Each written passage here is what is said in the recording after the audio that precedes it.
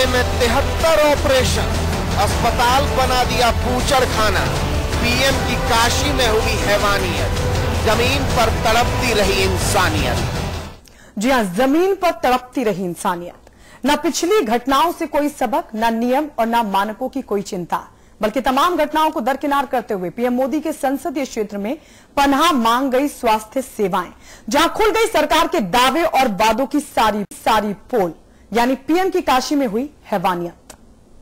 4 घंटे में 73 ऑपरेशन, अस्पताल बना दिया बूचड़खाना। पीएम की काशी में हुई हैवानियत, जमीन पर तड़पती रही इंसानियत। जी हां, दरअसल बनारस के चिरई गांव के प्राथमिक स्वास्थ्य केंद्र पर डॉक्टर यादव ने मात्र 4 घंटे में कर दिए 73 नसबंदी ऑपरेशन, इंसानियत को तार तार करते हुए, और सबको खुले आसमान के नीचे फर्श पर लिटा दिया।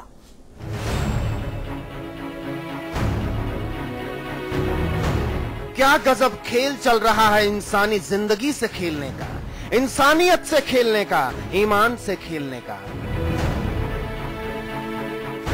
पैसों की परछाई में पेशे से खेलने का। ऐसा लगता है जैसे सरकारें भी खिलौना बन गई इस खेल में। तरक्की के इस दौर में बूचड़खाने में तब्दील हो गए हैं उत्तर प्रदेश के अस्पताल, और इस सत्य का सबूत है बनारस के चिरई गांव का प्राथमिक स्वास्थ्य केंद्र। यहां पहले तो 4 घंटे में कर दिए 73 ऑपरेशन, फिर खुले आसमान के नीचे पड़ी तड़पती रही इंसानियत।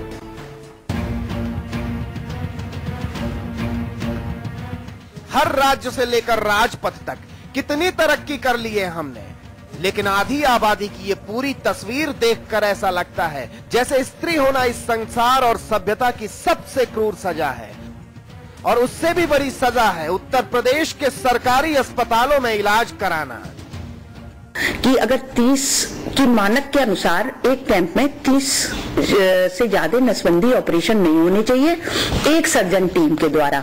वाकई में अगर इस तरह से कि जमीन पे लिटा दिया और 74 केस हो गए, वो भी 4 घंटे में, तो ये तो मानकों की अनदेखी कर दी गई है।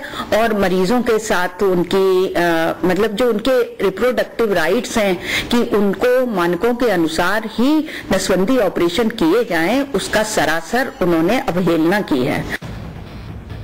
काशी में तरक्की के रंग तो देश में सबसे रंगीन है। विश्व के मानस पटल पर पहुंचने का प्रयास हो रहा है, लेकिन ये तस्वीरें तमाचा है तरक्की पर, तमाशे पर, झूठी व्यवस्था और झूठे वादों पर। निश्चित तौर पर ऐसे चिकित्सक को जिसने डॉक्टर की डिग्री लेने के बाद जो शपथ ली थी मानवता की, उसका सीधे सीधे उल्लंघन किया है, सख्त कार्रवाई उसके विरुद्ध होनी चाहिए। मेरी तो मांग है डॉक्टर को तो उठाकर ठोक देना चाहिए, सीधे बंद कर देना चाहिए, और उसके बाद इसकी जांच करके जो जितने लोग इसमें दोषी हैं उनके विरुद्ध कार्रवाई होनी चाहिए। ये पीएम मोदी की काशी है, क्योटो बनने वाली है, लेकिन विकास के तमाम नारों के बीच वाराणसी की इन तस्वीरों में आदिम सभ्यता के सारे अवशेष जीवित अवस्था में नजर आते हैं। इन तस्वीरों पर तकरीर होने लगी है, इधर के सवाल उधर के जवाब। ये जो घोर अराजकता की स्थिति उत्तर प्रदेश सरकार में बनी हुई है, आज सरकार के मंत्री ही जिस तरीके से लूट में सम्मिलित हैं, इसी तरीके से ये उसी की परिणति है। कहीं न कहीं स्वास्थ्य विभाग के आए हुए पैसे कहीं और खर्च हो रहे हैं, और मरीज न दवा पा रहे हैं न इलाज पा रहे हैं। और विडंबना तो ये है उस पे कि इस तरीके से ऑपरेशन करके मरने के लिए जमीन पे छोड़ देना, फर्शों पे छोड़ देना महिलाओं को, ये बहुत अपमान करने वाली स्थिति है।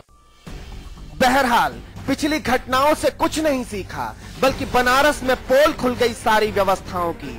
खुले आसमान के नीचे सीलन भरे फर्श पर बिछ गया सूबे की सरकार और स्वास्थ्य विभाग का झूठा फरेब। इंतजार की आंच पर अब ये खिचड़ी पकेगी, सच्चाई की परतें उतरेंगी, तब पता चलेगा जिम्मेदार कौन। वाराणसी से राजू श्रीवास्तव के साथ ब्यूरो रिपोर्ट के लिए साजिद अली की रिपोर्ट। और आइए इस पर स्वास्थ्य मंत्री डॉक्टर अहमद हसन ने क्या कुछ कहा, वो भी आपको सुनवा देते हैं। यहाँ से डायरेक्टर रैंक का एक आदमी बिल्कुल जांच के लिए भेज दिया गया है, जो 2 डॉक्टर जिन्होंने, क्योंकि जब भी कोई कैंप था या बड़े ऑपरेशन होने थे तो तैयारी पहले से करना होना चाहिए था, जनता की सारी सुविधाओं को ध्यान में रखना चाहिए था। वहाँ ध्यान में नहीं रखा, उन दोनों डॉक्टरों को हटा दिया गया है और उनके खिलाफ जो इसमें जिम्मेदार पाया जाएगा उनके खिलाफ सरकार सख्त कार्रवाई कराएगी। तो जो जिम्मेदार पाया जाएगा उनके खिलाफ सख्त कार्रवाई करेगी सरकार। लेकिन सवाल ये उठ रहा है कि जिन सेवाओं पर करोड़ों रुपए खर्च होते हैं वहां के हालात ऐसे क्यों, और अगर इन महिलाओं के साथ कोई भी अनहोनी होती है तो उसके लिए जिम्मेदार कौन होगा। सभी खास मेहमान हमारे साथ जुड़ चुके हैं। बीजेपी के प्रवक्ता मनीष शुक्ला हमारे साथ हैं, इसके अलावा कांग्रेस के प्रवक्ता डॉक्टर हिलाल नकवी हमारे साथ जुड़ चुके हैं और हमारे मैनेजिंग एडिटर अमिताभ अग्निहोत्री जी भी हमारे साथ जुड़ चुके हैं। अमिताभ जी, क्या यही हकीकत है शासन के दावों और प्रशासन के वादों की? क्योंकि मैं इंतजार कर रहा था समाजवादी पार्टी के हमारे जो मित्र आज आने वाले थे शाहिद भाई, उनका आज से 1.5 महीना पहले मथुरा में एक हैवानियत हुई थी। तमाम लोग अंधे कर दिए गए थे कैंप के नाम पर। तो मैंने ये सवाल उठाया था तो उन्होंने कहा तो मैं वादा करता हूं अमिताभ जी, उत्तर प्रदेश की जनता से वादा करके जा रहा हूं कि बूचड़ खाने वाला सिलसिला बंद कराएगी सरकार। क्या हुआ? ये अगला अध्याय खुल गया। आज मैंने आजमगढ़ का उदाहरण दिया था जहां ऐसा ही बूचड़ खाना लगा था। उन्होंने कहा था आप मुझे सीएमएस का नाम दीजिए। मैंने सीएमएस का नाम दिया था उनको, कानाफूसी में नहीं, इसी मंच पर। और उन्होंने कहा था इस सीएमएस के खिलाफ कार्रवाई होगी। आज जब मैं शो में आ रहा था तो मैंने अपनी सहयोगी गायत्री से कहा कि इसको पता करिए, तो पता लगा वो सीएमएस अभी वहीं तैनात है पूरी दबंगई के साथ। कहां है सरकार? आज मैं बहुत शुद्ध हुआ ये विषय देखकर। तमाम राजनीतिक विषय थे जिन पर आज मैं चर्चा कर सकता था, राहुल गांधी, जयंती नटराजन, अमित शाह, तमाम विषय थे। नहीं, मेरे लिए वो विषय छोटे हैं। अमित शाह क्या कह रहे हैं, राहुल गांधी क्या कह रहे हैं तो जिंदगी भर बोलेंगे। देश में हो क्या रहा वो महत्वपूर्ण है। इसलिए आज मैंने चिरईगांव जाने का फैसला किया। मेरी आंख में आंसू आया जब मैंने घटनाक्रम देखा। ये फर्श, ये तस्वीरें देखिए, ये फर्श पर लेटी हुई महिलाएं। अभी ओबामा आए थे, हमने उनको क्या दिखाया कि देखिए दुनिया का सबसे ताकतवर आदमी हिंदुस्तान की एक नौजवान लड़की के सुरक्षा के साए में चल रहा है भारत के राष्ट्रपति भवन में। पूजा राठौर नाम का जी, उस बच्ची का पूजा ठाकुर। आज यहां चिरईगांव देख ले ओबामा तो क्या कहेंगे, क्या मुंह दिखाएंगे? हम लोग ब्रांडिंग करते घूम रहे हैं। अहमद हसन साहब कह रहे हैं जांच होगी। कितनी जांचें करोगे मेरे हुजूर, कितनी जांचें करोगे? कितने लोग आपकी जांच की प्रक्रिया में मर गए और कितने मर जाएंगे? 73 ऑपरेशन, हिलाल नकवी जी, 73 ऑपरेशन 4 घंटे में 3.25 मिनट एक ऑपरेशन का। 3.25 मिनट में दुनिया का कोई डॉक्टर ऑपरेशन कर सकता है क्या? दुनिया का कोई डॉक्टर ऑपरेशन कर सकता है क्या? क्या क्या बूचड़ खाना। इसलिए मैंने शब्द इस्तेमाल किया, आपने कत्लगाह बना दिया स्वास्थ्य केंद्र को। 4 बेड थे तो 73 ऑपरेशन हुए। क्यों? उत्तर प्रदेश की समूची सरकार कटघरे में खड़ी है। और अगर यह हाल भारत के प्रधानमंत्री के संसदीय क्षेत्र का है तो ननकू लाल, अच्छे लाल, हीरा लाल, मोतीलाल नाम के जो सामान्य सांसद होंगे उनके क्षेत्रों में क्या होगा? ये क्षेत्र तो भारत के प्रधानमंत्री का है, विशिष्ट है इस नाते। वहां की तस्वीर देखिए, बाकी सांसदों के संसदीय क्षेत्र में फिर क्या स्वास्थ्य सेवा होगी हमको पता लगता है। मेरा मन आहत है। ऐसी व्यवस्था बदलनी चाहिए। स्वास्थ्य मंत्री से अगर मंत्रालय नहीं संभलता तो मुख्यमंत्री को चाहिए उनको हटाएं। वो वृद्ध भी हो गए अहमद हसन साहब। ऐसे देश नहीं चल सकता, ऐसे प्रदेश नहीं चल सकता। यह आपने लाशों की तरीके से जिंदा महिलाओं को लिटाल दिया। इस सर्दी में फर्श पर न मरता हो तो मर जाए आदमी। आंख में पानी नहीं, शर्म नहीं, लिहाज नहीं, कानून की समझ नहीं। और सबसे बड़ी बात, प्राथमिक स्वास्थ्य केंद्र के कर्मचारी और अधिकारियों में मानवता भी नहीं। आज बहुत पीड़ा के साथ ये विषय लेके आया हूं, राजनीति से परे हटकर। अगर प्रधानमंत्री की कॉन्स्टिट्यूंसी में इतना सलीके से काम हो रहा है तो बाकी उत्तर प्रदेश में काम कैसे हो रहा होगा, ये उसकी वानगी है। इस पर आज विस्तार से चर्चा हो, प्रदेश में एक संदेश जाए, सरकार भी सुने कि एनफ इज एनफ, बहुत हुआ, व्यवस्था बदलिए, सिस्टम सुधारिए। अगर ऐसा नहीं होता तो हम सबकी जिम्मेदारी है कि अपने प्रदेश को बचाने के लिए जनमत तैयार करिए, लोगों को इस लायक बनाइए कि वो अपना हक ले सके। मनीष शुक्ला जी, इससे पहले भी मामले सामने आते रहे हैं, चाहे बात आजमगढ़ की हो, कुशीनगर की हो, चित्रकूट की हो, और अब काशी में भी यह मामला सामने आया। इंसानों के साथ जानवरों जैसा सलूक किया जाता है, भेड़ बकरियों की तरह महिलाएं लाई जाती हैं, 2-3 मिनट में ऑपरेशन कर दिए जाते हैं। सवाल यह कि छत्तीसगढ़ में किस तरीके से नसबंदी के बाद महिलाओं की मौत हो गई, उसके बाद कुशीनगर में मामला सामने आया, चित्रकूट में मामला सामने आया, आजमगढ़ में मामला सामने आया, और अब काशी में। यह सरकार सबक लेने के लिए तैयार क्यों नहीं है? गायत्री जी, जो बनारस में हुआ वो मानवता को शर्मसार कर देने वाला और संवेदनहीनता की पराकाष्ठा है। अमिताभ जी, एक चीज और, मैं आज चैनल पर बैठ के आरोप लगाऊं जी, ये मतलब मुझे आज अजीब लग रहा है यहाँ बैठने के बाद, क्योंकि आजादी के 67 साल बाद मातृशक्ति का जो हाल है, सचमुच ये मतलब सबको सोचना चाहिए, इस पे विचार करना चाहिए, और अक्रॉस पार्टी लाइन इस पे विचार होना चाहिए कि इस तरह की घटनाएं क्यों होती हैं। व्यवस्था अब जब है कि एक सर्जन की टीम 30 लोग का ही कर सकती है। दूसरा, जिस स्वास्थ्य पीएससी में केवल 4 लोग का बेड हो, वहां 76 लोग की आवश्यकता क्या थी? अमिताभ जी, देखिए, एक हालात होते हैं, युद्ध के हालात होते हैं, आपातकाल के हालात होते हैं, उस समय तो इस तरह की बातें होती हैं। और नसबंदी तो कोई ऐसी इमरजेंसी भी नहीं होती कि उसको आज ही करना अनिवार्य, नहीं तो जिंदगी मौत का सवाल है।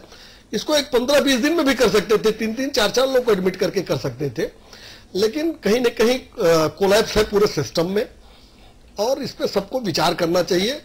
और प्रदेश सरकार के बारे में कि चेतने के बारे में अगर मैं आरोप नहीं लगा रहा हूं, लेकिन ये मैं जरूर कहूंगा कि घटना दर घटना सबक तो नहीं ले रही है। उन्नाव की घटना हुई, उसके पहले स्वास्थ्य संबंध में ही आपने आजमगढ़ देवरिया की बात की, मुझे ध्यान में कई जगहों पे सफाई कर्मी इंजेक्शन लगाते हुए पकड़े गए, और कानपुर में तो हाईलाइट हॉस्पिटल से कुत्ता जो है हाथ ऑपरेशन के लिए रखा तो लेकर भाग गया। तो कुल मिला के देखिए, स्टेट गवर्नमेंट तो किसी भी कार्रवाई से बचने और ये कहने से बाज नहीं आती कि हम जांच करेंगे और जांच के बाद कार्रवाई करेंगे, क्योंकि देखिए सीधे आपका चैनल दिखा रहा है कि लोग जमीन पे पड़े हैं।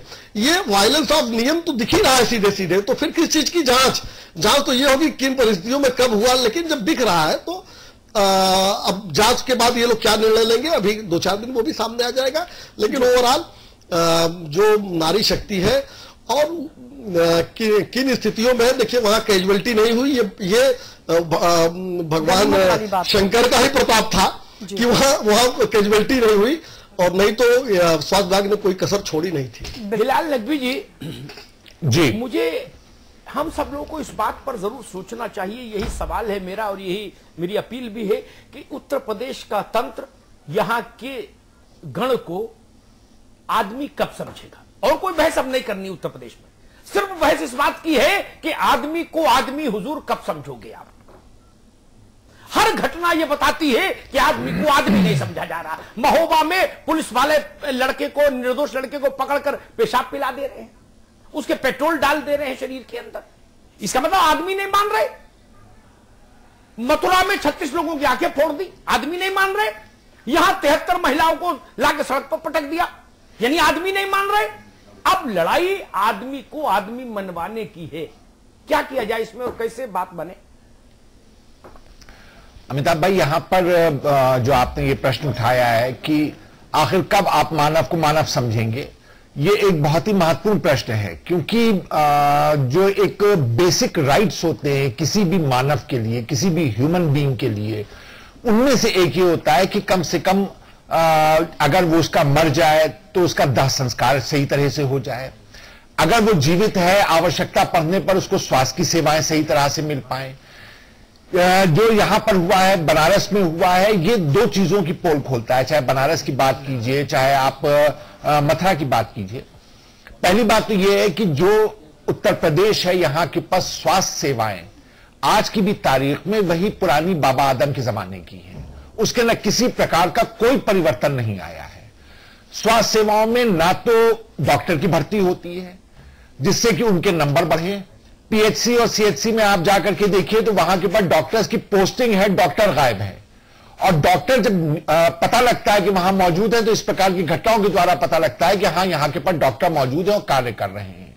निश्चित रूप से जो हमारा स्वास्थ्य विभाग है, जो हमारे स्वास्थ्य मंत्री हैं, उनको इस चीज के ऊपर ध्यान देना होगा कि अगर वहां के ऊपर जो भी चिकित्सीय सुविधाएं हैं उनको कम से कम इतना तो बना दें कि वहां के ऊपर मानवता जो है वो शर्मसार ना हो। कम से कम वहां के ऊपर जो डॉक्टर तैनात किए गए उनको तो चेक कर ले कि वो वहां मौजूद है या नहीं मौजूद है। इस चीज को तो देख रहे हैं कि जिन डॉक्टर की नियुक्ति हुई है वो अपने आप में इस लायक है या नहीं है कि वो इस प्रकार के कार्यों को अंजाम दे सके। किसी भी व्यक्ति को आप जो है वो एमबीबीएस पास होते हैं, मैं ये नहीं कह रहा हूं एमबीबीएस पास किसी तरह से कम होते हैं, लेकिन जब आप ऑपरेशन के लिए जाते हैं आज के स्पेशलाइजेशन के दौर में आप देखिए तो ज्यादातर जितने भी पीएचसी और सीएचसी हैं वहां के पर आपको पूरी तरह से क्वालिफाइड डॉक्टर जो आजकल के मानक है वो बहुत कम मिलेंगे। तो निश्चित रूप से कहीं ना कहीं सरकार जो है वो इसके अंदर दोषी दिखाई देती है। हिलाल भाई जी, बात आपकी बहुत बिल्कुल दुरुस्त है। किसी जो हम कह रहे हैं वो भी दुरुस्त, आप कह रहे हैं वो भी दुरुस्त, जो मनीष कह रहे हैं वो भी दुरुस्त, कोई उसमें एतराज नहीं कर सकता। लेकिन एक बात मैं जरूर कहूंगा, एक सीनियर आईएएस अधिकारी जो उत्तर प्रदेश में लंबे अरसे तक रहे, हेल्थ मिनिस्ट्री में भी रहे उत्तर प्रदेश की, बाद में केंद्र में आ गया प्रतिनियुक्ति पर, तो उन्होंने एक बार मुझे कहा कि अग्निहोत्री जी पिछले 25 वर्षों में जितना पैसा हेल्थ के नाम पर गया है उत्तर प्रदेश में, उतने से नोएडा से लखनऊ तक सीमेंट की नहीं मेटल की रोड बन जाती। इतना पैसा चला गया। ये पैसा गया कहां? आज भी 4 बेड क्यों है, वो भी 3 टूटे 1 सजा साबित। ये क्या है क्या भाई? पैसा कहां गया? ये पैसा किसी पार्टी के फंड का था क्या, या किसी नेता ने अपना खेत बेच के पैसा दिया था? ये पैसा हमारे टैक्स का पैसा था मित्र, ये गया कहां?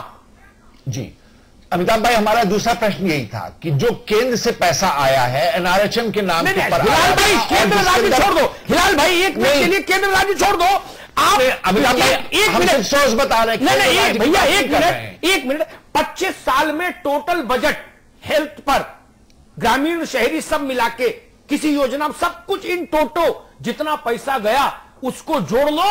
अगर आपका कैलकुलेटर फेल नहीं हो जाए तो मुझे बताइएगा पैसा गया कहां?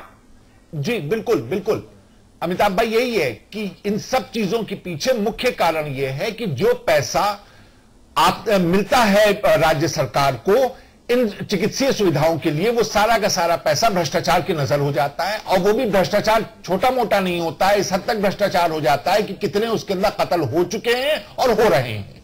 तो निश्चित रूप से इसके अंदर भ्रष्टाचार जो है वो अपनी चरम सीमा पर है। कम से कम जब हम मेडिकल सर्विसेज की बात करते थे, चिकित्सीय सुविधाओं हिलाल भाई आज से 12 साल पहले इसी चिरई गांव में जिसमें ये हादसा हुआ, इसमें 4 बेड थे लोहे के जी, और 2015 में भी 4 ही हैं। पैसा कहां गया भाई? जी अपने घर का बेड बनवा लिए क्या लोग? पैसा गया कहां? ये चोरों की बारात हो गई उत्तर प्रदेश में। मुश्किल ये जनता का पैसा जा कहां रहा? अगर मेरी मां बहन और बेटी ऑपरेशन के बाद सड़क पर जमीन पर लेटी है। साहब आपका इंतजार कर रहा था मित्र। मैं माफी चाहूंगा, देर हो गई मुझे आने में। कोई बात नहीं, आपसे भी और गायत्री जी दोनों से माफी। मथुरा में जब लोग अंधे हो गए थे, बूढ़े, उस दिन आप मेरे साथ थे। आप 3 वादा करके गए थे। वादा नंबर 1, अमिताभ जी उत्तर प्रदेश सरकार बूचड़ खानों पर रोक लगाएगी, आदमी का बूचड़ खाना नहीं चलेगा। आप तय मान लीजिए, मैंने नोट कर लिया। एक वादा आपने किया था जनता से, 22 करोड़ लोगों से। आपने मतलब समाजवादी पार्टी ने, आप उसके प्रतिनिधि हैं अगर तो। दूसरा वादा था, जो लोग यहां अंधे हुए हैं, बूढ़े हैं, 70, 80 साल के लोग अंधे हुए थे, कहा था कि हम सरकार से पैरवी करेगी पार्टी कि उनको एक मुश्त लाख, 2 लाख, 4 लाख, 5 लाख कुछ दे दिया जाए ताकि उसके ब्याज से उनका जीवन चल जाए। और तीसरा वादा मैंने कहा था कि मथुरा अकेला नहीं है, आजमगढ़ है, मैंने 22 सुनवाई थी वहां की सीएमएस की, तो आपने नोट किया था पेन निकालकर कि अमिताभ जी ये सीएमएस गलत बोली है, इसको जाना होगा। वो सीएमएस भी ताल ठोक रही, उन गरीबों को 1 रुपया नहीं मिला और बूचड़खाने बदस्तूर जारी हैं। चिरई गांव उसका लेटेस्ट एडिशन है। मोहम्मद शाहिद साहब, सबसे पहले तो अमिताभ भाई, मैंने बूचड़खाना शब्द कतई इस्तेमाल नहीं, मैं बोल रहा हूं, आप नहीं बोलेंगे। नहीं, आपने जो कहा था मैं बता दे रहा हूं, मुझे मेरी स्मृति लोप नहीं है, मैं बता दूं, मैं इसको बूचड़ी खाना बोलूंगा। समाजवादी पार्टी इसको धार्मिक कार्यक्रम बोले उसकी मर्जी, लेकिन जहां 74 लड़की महिलाएं इस ठंड में फर्श पर लिटा दी जाए, वो बूचड़खाना नहीं तो और क्या। चलिए इसी पर बहस कर ले, ये बूचड़खाना नहीं तो क्या। नहीं, मोहम्मद शाहिद, जो मुद्दा है, मोहम्मद शाहिद, 1 मिनट, जो मुद्दा आपने उठाया है उसी पे बहस होनी चाहिए। एक जैसे अगर अलग जाएंगे तो बहस का कोई मतलब नहीं होगा। 1 मिनट बहस का बड़ी चीज ये मोहम्मद शाहिद साहब, मुझे बहस का मतलब पता है। बहस का मतलब सार्थक बहस होनी चाहिए। मुझे पता है सार्थक बहस कैसे होती है, इसीलिए पूछ रहा हूं। मुझे ये समझा दीजिए। देखिए 1 मिनट भाई, सवाल तो पूछ लूं। 3.25 मिनट में एक ऑपरेशन दुनिया में कहीं हुआ क्या? उत्तर प्रदेश में कैसे हो गया? इसी का जवाब दीजिए, बाकी बातें बाद में करेंगे। देखिए अमिताभ भाई, सबसे बड़ी चीज ये है कि जो भी घटना बनारस के चिरई गांव में हुई पीएससी पर, शर्मनाक है। और सबसे बड़ी चीज ये कि अभी मैं आपके ही चैनल पर थोड़ी देर पहले मैंने देखा विजुअल सारे चैनल पर भी चल रहा था, और मैंने देखा, और उत्तर प्रदेश सरकार ने और स्वास्थ्य मंत्री जी ने एक आदेश दे दिया है, जो स्वास्थ्य विभाग के डायरेक्टर लेवल का अधिकारी उसमें जांच करने पहुंच गया है, और उसके अंदर सस्पेंशन से लेकर दंडात्मक कार्रवाई तक होगी जो लोग इसके नेग्लिजेंस के अंदर शामिल होंगे। मैं ये बता रहा हूं आपको। और देखिए एक बात है, वो जिस डॉक्टर ने भी इस तरह की हरकत करी है, जिस डॉक्टर में, जो भी डॉक्टर इसके अंदर शामिल है, जो भी स्टाफ शामिल है, वो कोई भी इसमें बख्शा नहीं जाएगा किसी भी तरह का। क्योंकि इसके अंदर चाहे वो हो सकता, हमारे परिवार के भी लोग हो सकते हैं, मोहम्मद शाहिद साहब, ये मीठी मीठी बातें आज नहीं सुनूंगा, माफ करिए, आपको बहुत प्यार करता हूं लेकिन आज नहीं। आज मेरा मन अशांत है। मथुरा में भी आप यही बोल के गए थे, तो लीजिए, आप ये मथुरा में भी बोल के गए थे, आजमगढ़ में आप नहीं थे लेकिन आपकी पार्टी के नेता थे, तब वो भी ये बोल के गए थे। अमिताभ जी, अहमद हसन ने बोल दिया और अखिलेश जी ने बोल दिया बिल्कुल कार्रवाई हो जाएगी। कुछ नहीं हुआ, वो सीएमओ वही ताल ठोक रही है। मथुरा में आपने किसी, जो भी नाम है उसका, सीएमओ नहीं सीएमएस, अरे भाई हेल्थ डायरेक्टर सही है। आप कौवा फुल स्टॉप पे मत अटको ना। 22 करोड़ लोग समझ रहे हैं मैं क्या बोल रहा हूं, और आप भी समझ रहे हो। ये मत करिए बहस में कि सीएमएस नहीं, उसका नाम ये है। आप जान रहे हैं ना, आजमगढ़ की बात कर रहा हूं, आप अपनी बात को पूरा नहीं कर पाए, इतनी बात मानिए। मथुरा में कितने लोगों की गिरफ्तारी हुई, कितने लोगों को आपने जेल भेज दिया।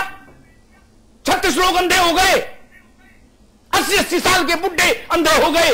क्या किया आपने? उस दिन भी आप यही कह के गए थे, अमिताभ जी अखिलेश जी की सरकार बहुत सख्त है, दोषी बख्शे नहीं जाएंगे, आकाश पाताल हिला दिया जाएगा।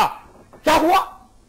मेरे तो मथुरा के रिपोर्टर ने एक 30 सेकंड की खबर भी फाइल नहीं की कि भैया कि सर उस दिन की जो ये बूचड़खाना लगा था आंखों का, उसमें ये 27 लोग गिरफ्तार करके भेज दिए गए।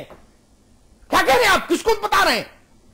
और यही चिरई गांव पर मान के हम संतोष कर ले और कहें समाजवादी पार्टी जिंदाबाद, और अगले चिरई गांव की प्रतीक्षा करें? ये नहीं होगा मुझसे। मुझसे जनता पूछती है कि मथुरा के बाद चिरई गांव कैसे हो गया अमिताभ जी? क्या उत्तर दूं? अहमद हसन की फोटो दिखाऊं? इन महिलाओं की जिंदगी के साथ खिलवाड़ क्यों? ये नारित्व का सम्मान है। आप आदमी को आदमी की तरह ट्रीट नहीं कर रहे, जानवर की तरह ट्रीट कर रहे हैं। मैं बड़ा आरोप लगा रहा हूं सोच समझ के, होशो हवास में। आदमी को जानवर की तरह ट्रीट किया गया चिरई गांव में। और निश्चित तौर पर जो अमला होता है, चाहे वहां का सीएमओ हो, चपरासी हो, कंपाउंडर हो, डॉक्टर हो, कोई हो, दाई हो, सबको पता है। इतना तो सब अखबार पढ़ते हैं कि मोदी की कॉन्स्टिट्यूंसी है, तो इसका मतलब एक्स्ट्रा प्रिकॉशन भी ले रहे होंगे। एक्स्ट्रा प्रिकॉशन का ये हाल है, तो जो मोदी की कॉन्स्टिट्यूंसी नहीं है वहां क्या हो रहा होगा इसका अंदाज तो मैं लगा लिया।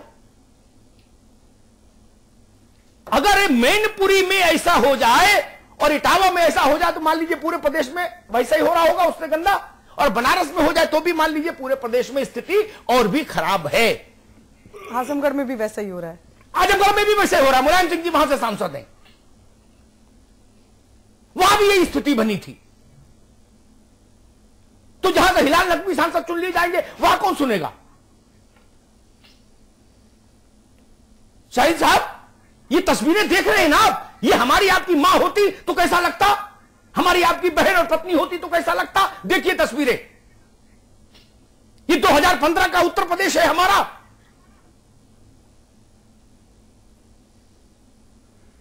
मैंने पहले भी अमिताभ भाई कहा कि ये जो घटना हुई हमारे भी परिवार के लोग हो सकते हैं, तो मैंने ये बात कही आपसे, मैंने पहले भी कही इस बात को। देखिए ये नहीं है, उस घटना को कोई ये नहीं ठहरा। और मैंने एक बात और, मैं आपकी उस बात से कतई सहमत नहीं हूं जिसमें आपने कहा कि उत्तर प्रदेश का 2015 का ऐसा नहीं है। कैसा है इंसानियत से बड़ा ये 2015 का है। देखिए इंसानियत से बड़ा उत्तर प्रदेश सरकार नहीं, देश की भी सरकार हो चाहे किसी भी स्टेट की सरकार हो, इंसानियत का पैमाना सबसे बड़ा पैमाना होता है। एक सबसे बड़ी बात यह है कि अगर जिस अस्पताल में ये घटना घटी है, अमिताभ भाई के बाद भी कोई आदमी बहस करने का साहस करे तो उसकी संवेदनशीलता को मैं प्रणाम करता हूं। नहीं, ये यहाँ पर संवेदनहीनता या संवेदनशीलता का प्रश्न नहीं है अमिताभ भाई। सवाल ये है कि जहां पर ये जिस पीएससी चिरई गांव में ये घटना घटी, मैंने आपको पहले भी जब चर्चा में मैं शामिल हुआ, देर में शामिल हुआ, मैंने तभी आपसे ये निवेदन किया कि स्वास्थ्य विभाग के डायरेक्टर स्तर के अधिकारी पहुंच गए हैं, जांच कर रहे हैं और दोनों कार्रवाइयां होंगी, चाहे वो निलंबन चाहे वो आईपीसी की धारा में। एक भी बैठ नहीं पड़ा। मोहम्मद शाहिद साहब, आपकी बात पर यानी सरकार की बात पर उत्तर प्रदेश को भरोसा नहीं। कड़वी बात है लेकिन आज बोलना पड़ेगा। अब नहीं बोलेंगे तो जनता हमको माफ नहीं करेगी, मेरा जमीर मुझे धिक्कारेगा। मैं ऐसा माफ नहीं कर सकता 22 करोड़ लोगों के साथ। जान लीजिए, आजमगढ़ में भी आप यही बोले थे। आपसे मतलब पार्टी और सरकार। क्या किया अहमद हसन ने? वहां भी ज्वाइंट डायरेक्टर रैंक का आदमी गया था, वहां भी मंत्री जी ने कलप लगा कुर्ता पहन के भाषण दिया था ANI पर कि छोड़ेंगे नहीं, ये कर देंगे वो कर देंगे। वो अग्रवाल लेडी, क्या नाम है उसका, अमिता अग्रवाल, वो तो वहां सलमान खान की दबंग की तरह है। मथुरा में आपने किसी को गिरफ्तार किया नहीं। अब आप आजमगढ़ पे हमको, अब आप काशी पर चिरई गांव के लिए हमसे कह रहे हो कि ये ताबीज अपने गले में पहन लो, इससे आप सब ठीक हो जाएगा। कैसे मान लो? आप आदमी का अतीत देख के ही ना भविष्य पर भरोसा होगा। जो आदमी 2 बार डिफॉल्टर हो जाए उसको तीसरी बार उसकी बात पर भरोसा कौन करेगा? अहमद हसन की बात पर मैं कैसे यकीन कर लूं? हिलाल नकवी जी, अहमद हसन की बात पर यकीन कैसे कर लूं? आजमगढ़ में क्या हुआ? यही दृश्य था आजमगढ़ में। आजमगढ़ में अगर कार्रवाई नहीं हुई तो चिरई गांव में किसको फांसी लगेगी? अमिताभ भाई मैं अभी नहीं, आपके पास दोबारा आएंगे मित्र। हिलाल नकवी जी, अमिताभ, मथुरा में क्या हुआ? जी अमिताभ भाई, इस तरह के बयान जो हैं वो लगातार, जब कभी कोई भी दुर्घटना घटित हो जाती है तो सरकार का एक स्टीरियोटाइप बयान आता है, जांच होगी कार्रवाई होगी। अब तक की किसी भी दिन आप इस चीज के पर बहस करवा लीजिए कि कितनी जांच हुई और कितनी कार्रवाई हुई। आज की तारीख तक के कितने ऑफिसर ऐसे हैं जो सस्पेंड भी किए गए हों। चलिए निलंबन की तो बात ही आप जाने दीजिए। लगातार इस वक्त जो उत्तर प्रदेश की एक तस्वीर है, इसके अंदर देखिए समाजवादी पार्टी की सरकार है, तो जाहिर सी बात है सवाल इन्हीं से पूछा जाएगा।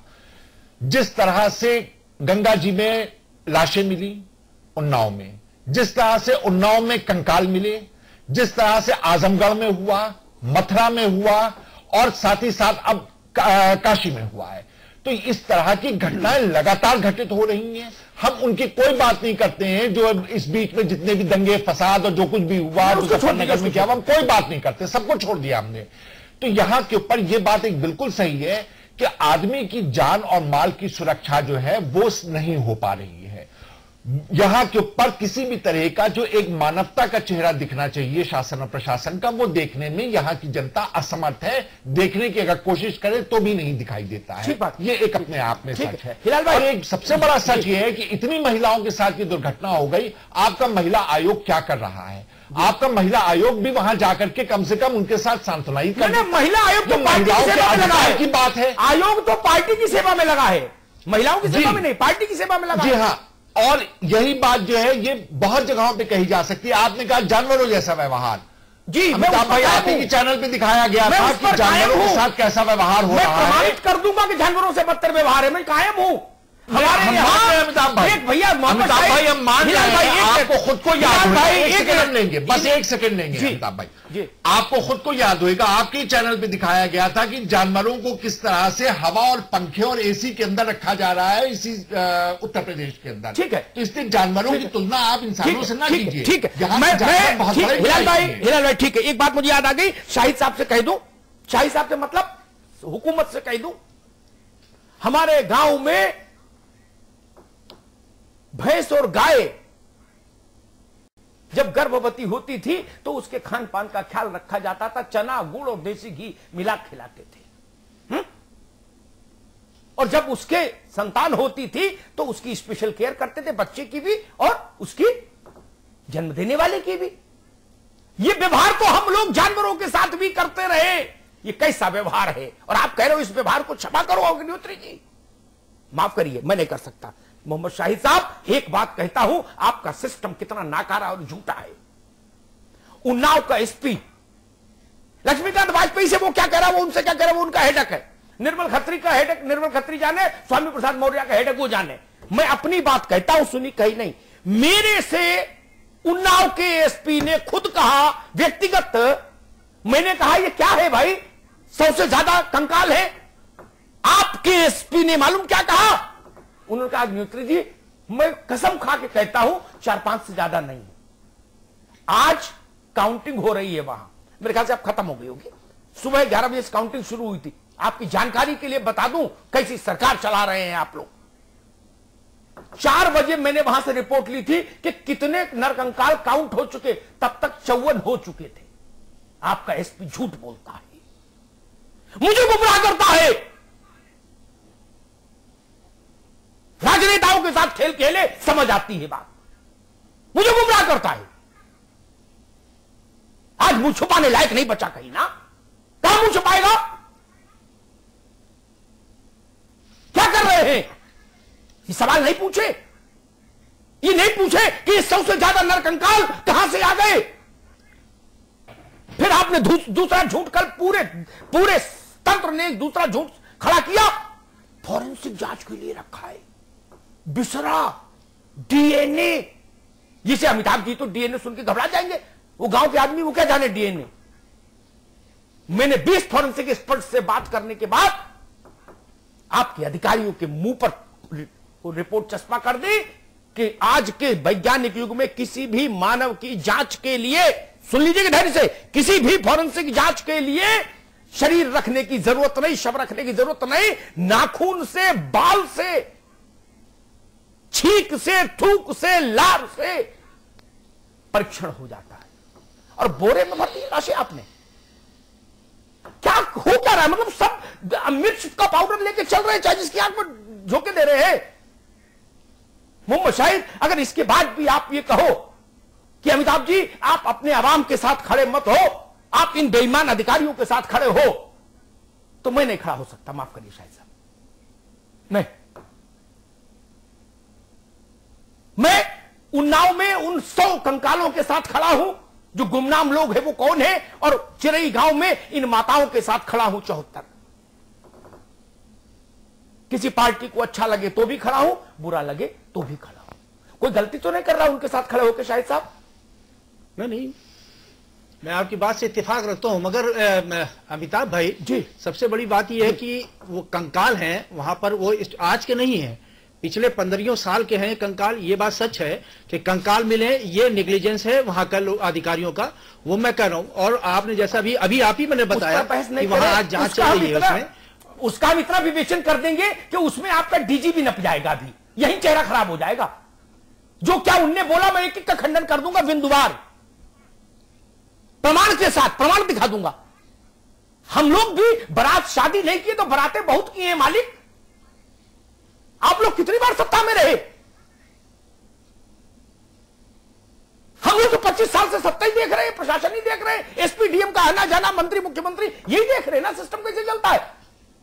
पुलिस लाइन में जब जब चार्ज बदलता है तब तब एक फर्द बनती है, उस एसएसपी उसको साइन करता है।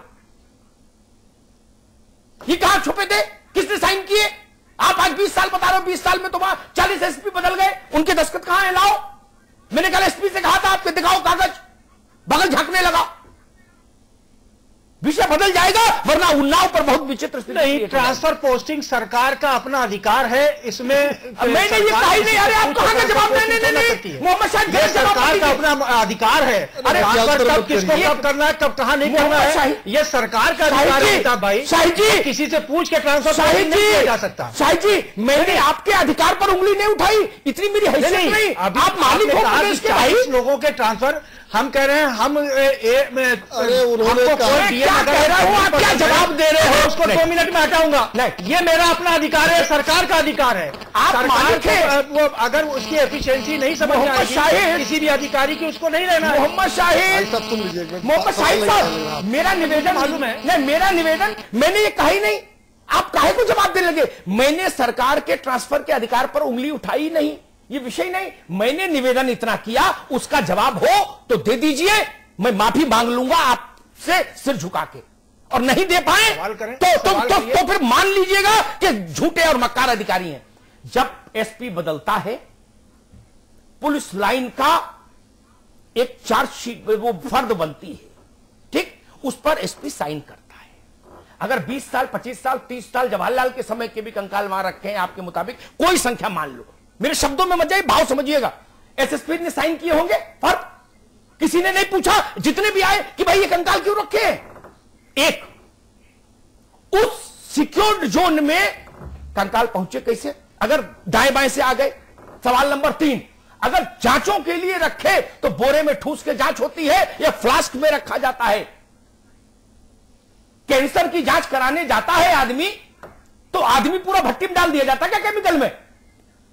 इतना सा पार्ट लिया जाता है मांस का। डीएनए तो बाल से हो रहा है, बाल से डीएनए हो रहा है भाई। ये कंकाल किस लिए रखे? जवाब नहीं हो पाएगा इन बातों का, इसलिए इन बातों में मत पड़िए। चिरई गांव लौट चलिए, छोड़ दीजिए उन्नाव। 200 लाशों का भी जवाब नहीं था जो वहां गंगा में निकली थी, छोड़िए उन बातों को। एसपी आपका झूठ बोला, उसका चेहरा खराब हो गया, ये जान लीजिए, क्योंकि झूठ कितनी देर टिकेगा। आज उसी के शहर में काउंटिंग हो रही है, वो वहां खड़ा है, और 3-4 बजे मैंने पूछा था तो 54 हो चुके थे काउंट। अब उसको बोलूं फोन लगा के कि आप झूठे हैं, बोलूं? और आप झूठे हैं फिर भी पद पर है, महान है, ये बोलूं? सार्वजनिक तौर पर झूठ बोलने वाले अधिकारी को तत्काल पद से हटाना चाहिए। लेकिन तब आप ये कह दोगे मालिक मैं हूं कि आप हैं अमिताभ जी, हमारी मर्जी, मैं चाहे ये करूं, मैं चाहे वो करूं, मेरी मर्जी। ठीक है, आप मालिक हैं, मत हटाइए। लेकिन चिरई गांव में ही हमारी मां बहनें जो पड़ी है, इनके बारे में कोई तो जवाब देगा हमें। 4 बेड थे, ये 73 महिलाएं काटी क्यों गई? काटी क्यों गई? जवाब देना होगा ना। ये मणकटिका घाट नहीं है, दशाश्वमेध नहीं है, यह प्राथमिक चिकित्सा केंद्र को आपने दशाश्वमेध घाट में तब्दील कर दिया क्या? कि आओ और मोक्ष पाओ, और डॉक्टरों को महापंडित बना दिया, बोले इनको दाह संस्कार करो इनका। मुझे मालूम है काशी मोक्ष देती है, आपने अस्पतालों में मोक्ष का इंतजाम कर दिया क्या? मेरी बात गलत साबित कर दीजिए, मैं माफी मांग लूंगा प्रणाम करके। मनीष शुक्ला जी, क्या अस्पतालों में मोक्ष की व्यवस्था हो गई काशी में? देखिए, निश्चित रूप से जो बनारस में घटा या आजमगढ़ या विभिन्न जगहों पे घटित हुआ, एक तो बहुत बड़ी प्रशासनिक चूक है और संवेदनहीनता की पराकाष्ठा है। और सरकार का ये जवाब कि जांच होगी और कार्रवाई होगी, तो सभी चैनल ये दिखा रहे हैं कि वहाँ किस तरीके से ऑपरेशन के बाद जमीन पे लिटा दिया गया था। अमिताभ जी एक चीज और बताना चाहेंगे, एक किसी चैनल पे चल रहा था, वहाँ के सीएमओ वो बयान दे रहे थे कि पहले उनको अंदर लिटाया गया था, फिर जब धूप निकल आई तो अटेंडेंट सब महिलाओं को लेकर बाहर आ गए, और जबकि कार्रवाई जब होनी चाहिए तो सबसे पहले वहां के सीएमओ के ऊपर होनी चाहिए। जो मैंने पेपरों में पढ़ा उसमें है कि एक एडिशनल सीएमओ जांच के लिए भी गए थे, वहां कैंप में निरीक्षण करने गए थे, और 73 की संख्या देने के बाद वहां बहुत प्रसन्न होकर लौटे कि एक रिकॉर्ड इन्होंने बनाया कि 4 घंटे में, मतलब जो वहां का सीएमओ और उसके नीचे का जो तबका था, जहां तक मुझे जानकारी है, वो इस रिकॉर्ड से प्रसन्न था कि स्वास्थ्य विभाग ने एक कीर्तिमान स्थापित किया कि 4 घंटे में 73 ऑपरेशन हो गए। और मैं पूछता हूं कि ऐसी कौन सी इमरजेंसी थी उन महिलाओं के साथ? नसबंदी कोई इमरजेंसी नहीं होता, जो अगर सामान्य बातें हैं धीरे धीरे करके भी कर सकते थे, लेकिन ये जो नेग्लिजेंसी है, मेडिकल नेग्लिजेंसी है, ये निश्चित रूप से दंड इनको मिलना चाहिए। टारगेट होता है इन लोगों का। नहीं देखिए, हाँ, इनको चिरई गांव वालों को मनीष क्यों घटा? चिरई गांव इसलिए घटा, शाहिद साहब सुन लीजिए, क्योंकि आजमगढ़ की मैं पद नाम नहीं लूंगा, अब अग्रवाल जो लेडी वहां की मुखिया है अस्पताल की, नहीं अभी आपको ये नहीं वो है, आप उसी पर एक लंबी बहस छेड़ देंगे, इसलिए छोड़िए।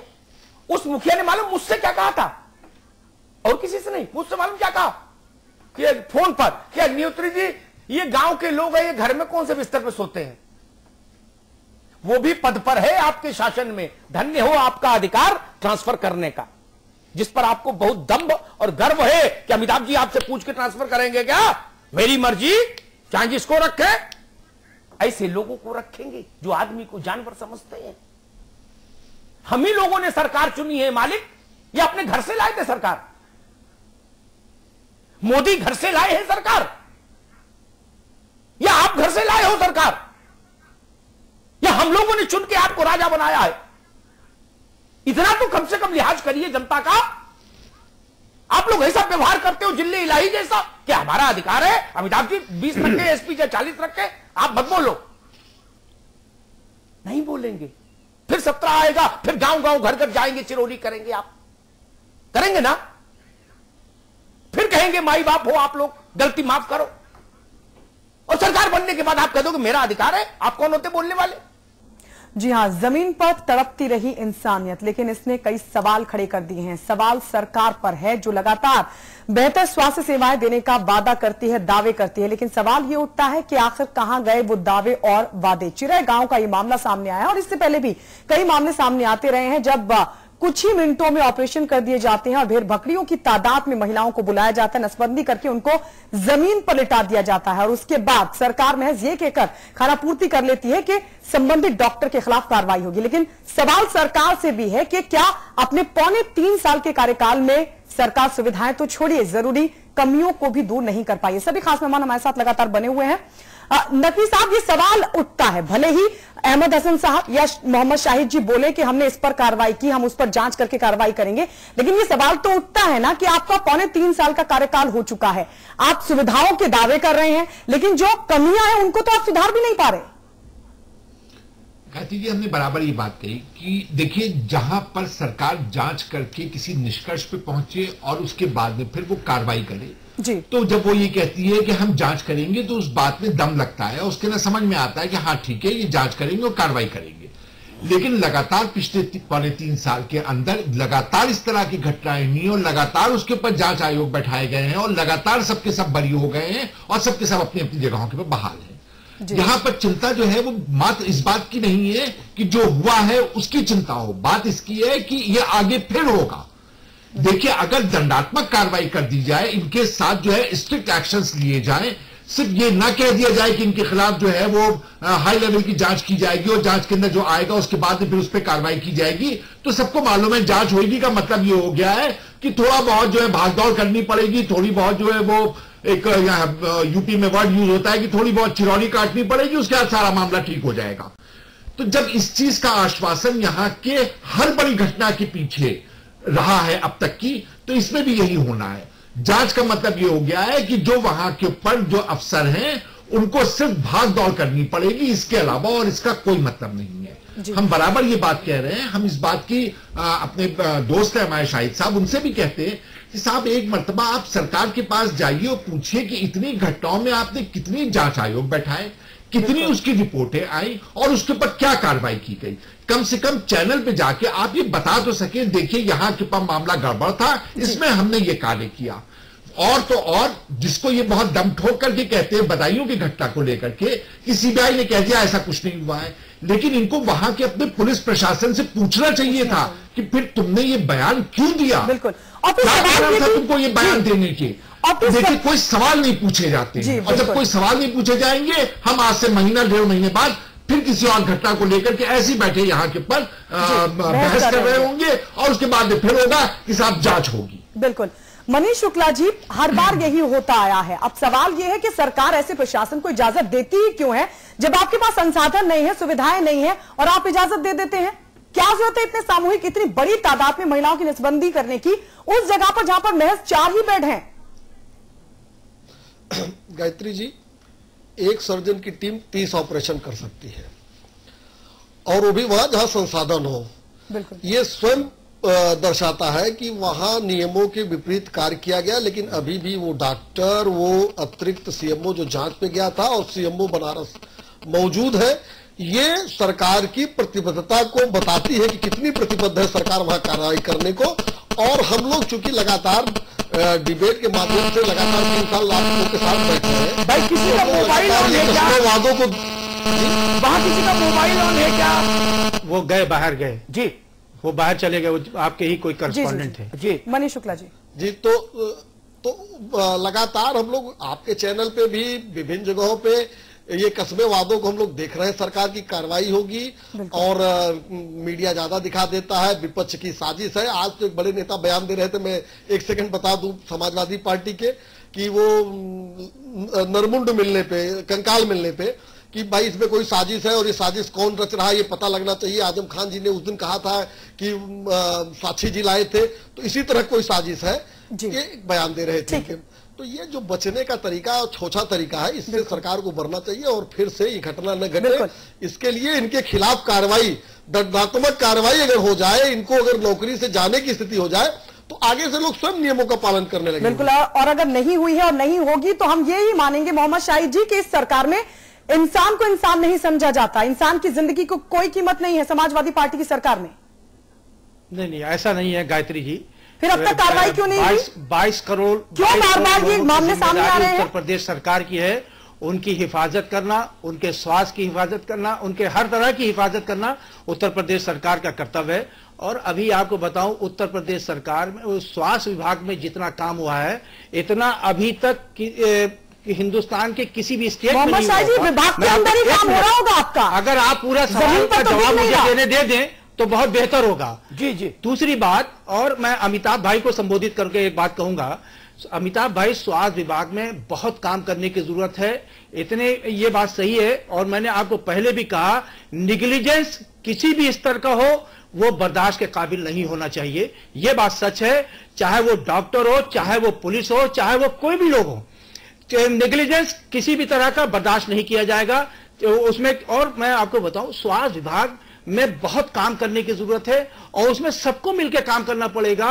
और जो भी डॉक्टर इस तरह की साजिश में होंगे, उनके खिलाफ कड़ी से कड़ी कार्रवाई होगी। और मैंने अभी सबसे पहले जब मैं आया हूं आपकी चर्चा में शामिल होने, मैंने आपको बताया सरकार ने डायरेक्टर, स्वास्थ्य विभाग के डायरेक्टर लेवल के अधिकारी को नियुक्त करके भेज दिया है, जांच करके वो शायद 1 या 2 दिन के अंदर, मुझे दिन के नहीं, 1 या 2 दिन के अंदर वो जांच होगी, उसके बाद दंडात्मक और सस्पेंशन दोनों कार्रवाई होंगी। ठीक है, आपकी बात आ गई। मैं ये कह रहा था भाई, अगर मैंने एक बार मुख्यमंत्री जी को भी सुना, ये शायद कोटेशन वहीं से शाहिद भाई ने उठाया है, उन्होंने कहा था एक उसमें अहमद हसन साहब भी थे कि स्वास्थ्य मंत्रालय में जितना काम हुआ उतना किसी मंत्रालय में नहीं हुआ। ये मुख्यमंत्री जी का कथन था। शाहिद भाई, बहुत दुख से कहूंगा, अगर ये बहुत काम है तो काम थोड़ा कम कर दो। ये बहुत काम हम उत्तर प्रदेश के लोग झेल नहीं पाएंगे।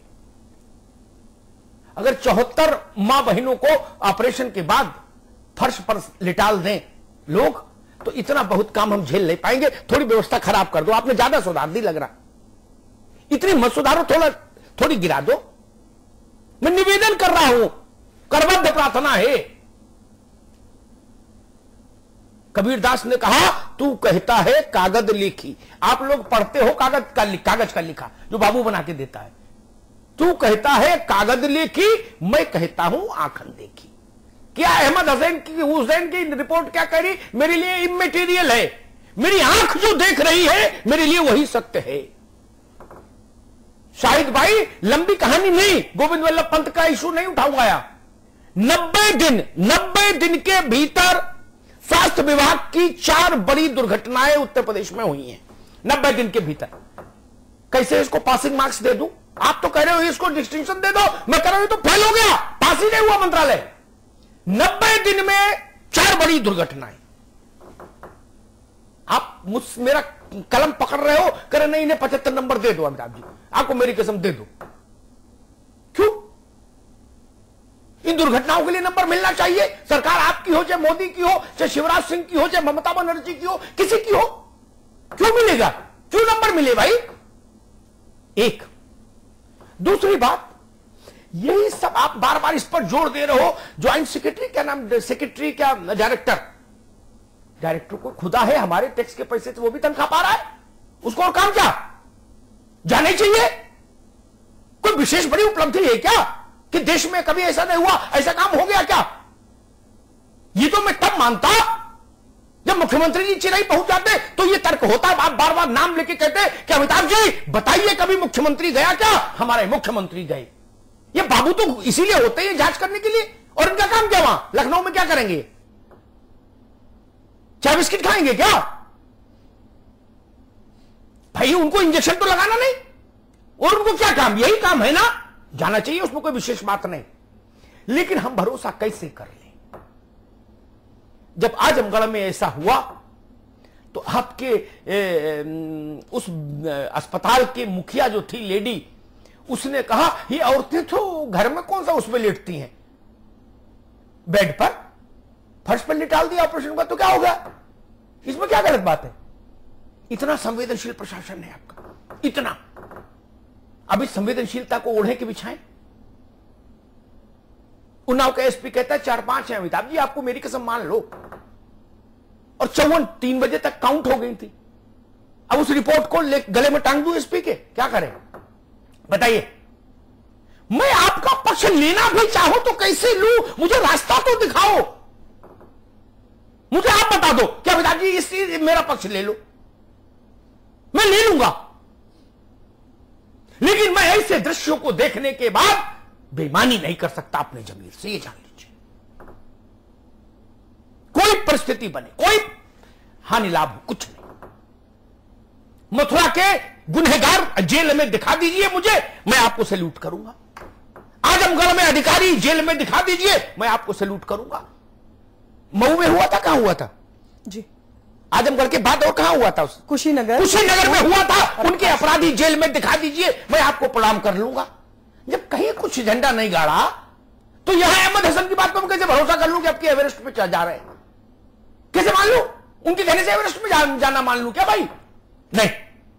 समाजवादी पार्टी के लोग मान सकते हैं अहमद हसन की आयु का सम्मान करते हुए, मैं व्यक्ति का सम्मान कर सकता हूं, लेकिन एज ए मंत्री वो असफल हो गए थे। जिसके राज में ऐसी व्यवस्था हो जाए उसको मैं सफल मंत्री कैसे कह दूं? मैं तो नहीं कह सकता। और एक आखिरी बात मनीष शुक्ला की पार्टी के लिए भी कहूंगा।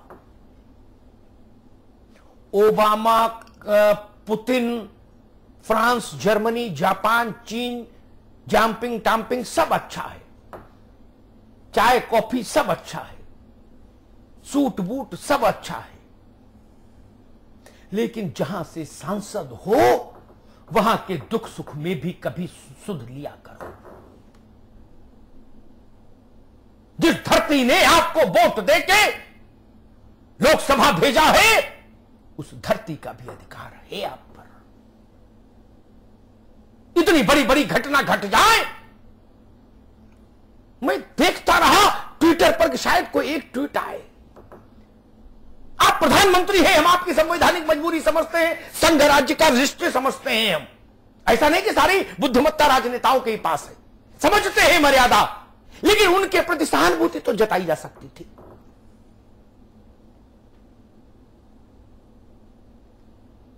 गाजीपुर का एक नौजवान शहीद हो गया, पूरे देश ने उसको नमन किया,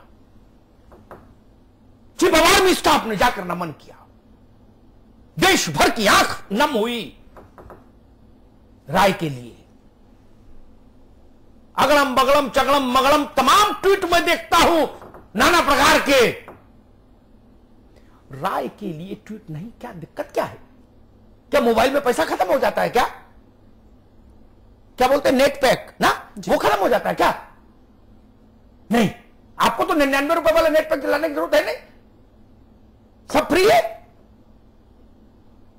ये सवाल है, इनको देखिए, ये भी टालने लायक सवाल नहीं है। उस मां का भी कर्ज है जिसने अपना दूध पिलाया है आपको।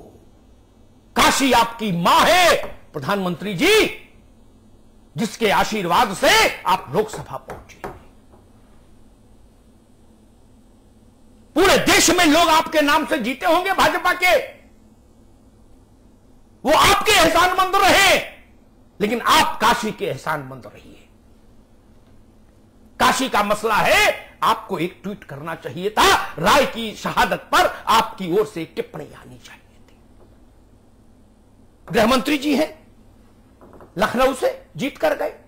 उत्तर प्रदेश में इतनी जघन्य जघन्य वारदातें हो रही हैं, हो जाती हैं, जमाना भर के लोग टिप्पणी करते हैं, लेकिन लखनऊ के सांसद टिप्पणी नहीं करते।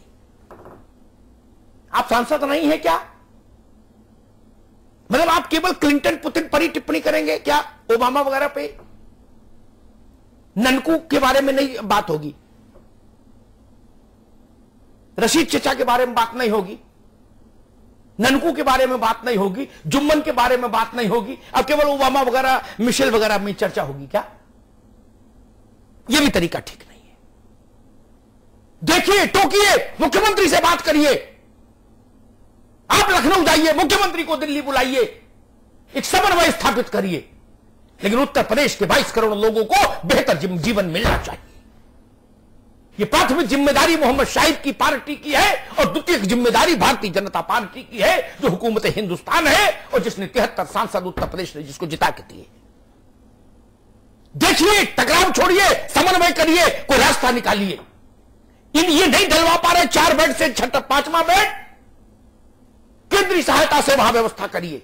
देखिए, लेकिन लोगों का मरना रोकिए, लोगों का मरना रोकिए। भाजपा सपा की लड़ाई में मेरा उत्तर प्रदेश पिस रहा है, उत्तर प्रदेश पिस रहा है। बहुत बहुत धन्यवाद।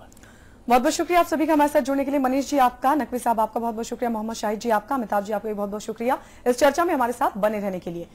बुलेटिन में इतना ही, आप देखते रहिए समाचार प्लस।